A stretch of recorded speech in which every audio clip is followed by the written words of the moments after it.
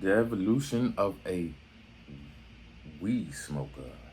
Oof, grass, the devil's lettuce. It goes by many names. But today we're going to dive deep into the evolution of people who choose to indulge. People who open up their CB1 receptors and let the green goblin gas take over. From a potential puffer's first time, all the way up to the dreaded status of Benjamin Zombie. Told the doctor I'm a healthy kid, I smoke broccoli. Now, that line definitely isn't medical advice. Sure, medical cannabis exists, but smoking anything isn't great for your lungs. And let's be honest, Kodak Black probably isn't sparking up to treat back pain or ADHD. Anyway, let's break down the evolution of a smoker in a scientific and educational way, from that first potentially hitting a Benjamin 24/7 and why you really don't want it to get that far. We'll also look at the tipping point when weed shifts from a controlled though unhealthy little vice to a full-blown mental addiction. Plus, we'll ask how much can weed be a part of your lifestyle without becoming destructive. Kind of like alcohol. Sure, it can be harmful, but if you're just having a few drinks once a week, who am I to judge? Everyone's journey is different, but there's one thing we all share: the first time. Every master starts here, whether it was a planned, yo, let's try weed moment with your best friend, or a casual, why not? The first smoke sets the tone for your evolution. That first experience matters. Some people try it once, geek out way too hard, and never touch it again. Others feel nothing and keep experimenting until it hits, and some enjoy the buzz right away and decide they want more. For me, at first nothing, then a couple more puffs and I was super high for like 30 seconds, then back to normal. Everyone's different, but if you had a positive first experience, odds are you'll climb higher on the evolution ladder, which brings us to the casual smoker. Here's the first real step. You're smoking knowingly now, maybe on weekends, at a party, or chilling in your buddy Steve's man cave. You're not sure why exactly. Maybe it's because weed chills you out without the hangover of alcohol, or because it makes the world feel just a little more magical. At this point, weed isn't routine. You don't have your own stash, you treat it like an event. And the best part, you remember every high. 5 hours of Smash Bros and a family-sized pizza? Legendary.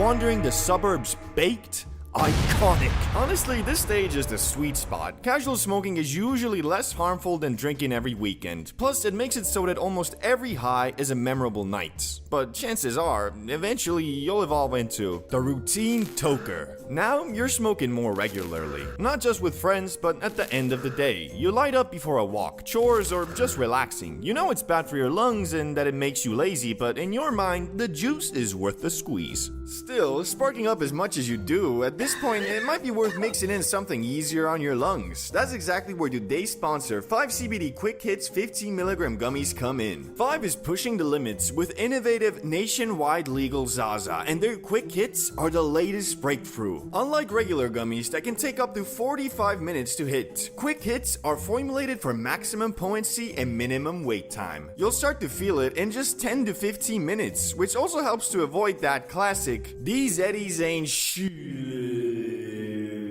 And the best part, if you've never tried them, 5 is giving every new customer the chance to try Quick Hits for free. Already a customer? Returning customers get 50% off. All you have to do is be 21, head to the pinned comment, and check it out. By now, you're learning the basics. Strains, THC percentages, different methods. Maybe you've got some papers in a tray. You know a bowl hits harder and faster for those stare at the wall eating ramen nights, while a joint gives you a smoother, longer high for a walk around the park. At this stage, the high starts to feel less like a novelty and more like a tool. You can use it for deep convos, crazy observations, or even philosophy hour with your buddies. Where once you were just giggling at Shrek and demolishing Ben and Jerry's, now you might be debating the political and economic state of the world.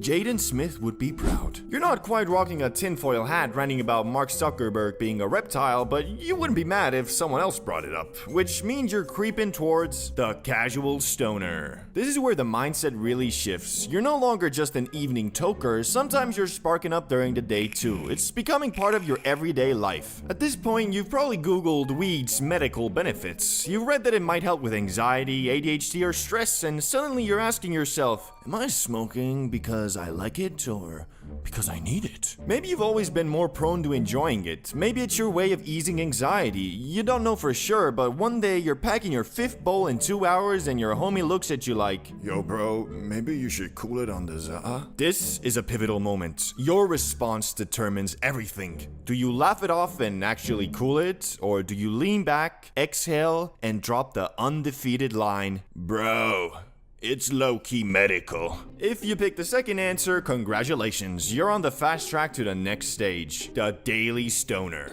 This is a stage where things flip. Back in the casual stoner days, you smoked during the day occasionally. Now it's the other way around. You occasionally don't. Wake and bakes have become a sacred ritual. You roll out of bed with all the weight of life on your shoulders, school, your job, your investment account, and instead of tackling them sober, you think, yeah, I'll deal with all this, but I'll do it high. Alright, let's see. Investment account, I'll check the stocks tomorrow. Job? Shit, I'll just call in sick. School? Well, I'd open my laptop, but the battery's dead. Guess I'll charge it while I go play Borderlands 4. Wow, what a productive morning. Got everything done in 3 minutes. That's the illusion of the Daily Stoner. You convince yourself, yeah, I wake and bake, but I still get stuff done. And technically you're not wrong, you do get things done, but weed warps your definition of productive. Something that would have taken you 15 minutes sober now takes an hour, and by the end of it, you feel like you just worked a 12-hour shift. Progress is still happening, just at a snail's pace. The bigger issue, your tolerance is climbing to skyscraper levels, because, well, you don't always aim to get obliterated during the day, you still blow yourself to orbit at night. Combine that with a dulled work ethic and suddenly you're spending record high amounts of money on weed while earning less, because let's face it, you're prioritizing a chill lifestyle over hustle. And if you keep leaning into that chill side, sliding further and further down, you'll wake up one day and realize you've officially crossed into full-blown stoner. Water versus weed. Which one's more important? The obvious answer is water, but the fact that you hesitated, even for a millisecond, and thought, wait, no weed? Yeah, that's the sign. You've officially evolved into the full-blown stoner. This is where my own experience starts to taper off, because I never made it this far myself, but from what I've seen, the difference between a daily stoner and a full-blown stoner is subtle, yet massive. The daily stoner still believes they're enhancing life with weed, using it to make something boring bearable or something fun even better. At this stage though, that illusion is gone. Here, being high is the baseline, the normal state. No more, oh shit, I'm too high moments. No more novelty, no more magic. What used to feel like a rocket launch now just feels like existing. And while that might sound chill, it comes with a heavy trade-off. The wonder of the za has faded, the excitement that made it special is gone, and in its place is a quiet dependency. Weed stops being a semi-unhealthy vice you choose and becomes the silent addiction you can't imagine life without. This right here is the turning point. Some people never get past it. Some people catch themselves and scale back, but if you don't, there's one final grim stage of evolution waiting ahead, and it's a place you really don't want to end up. The Benjamin Zombie.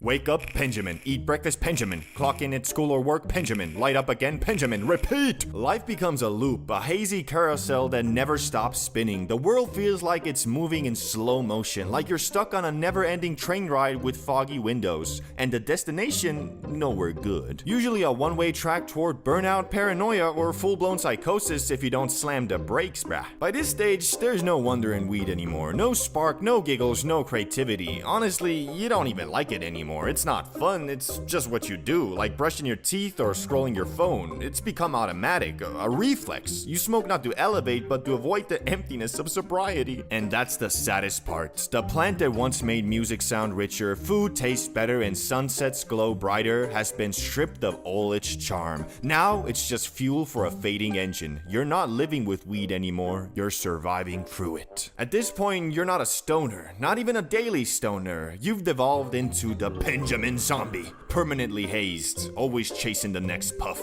yet never really getting anywhere. But hey, you can always just cool it off the za and get back to where it was fun again, like being a casual. Moderation is key, remember that. Until next time, peace. Alright, I hope you guys enjoyed that. The questions and comments down low are the evolution of a weed smoker. Do you agree? Do you disagree? Go ahead, leave it in the comments down low. Yeah. Now,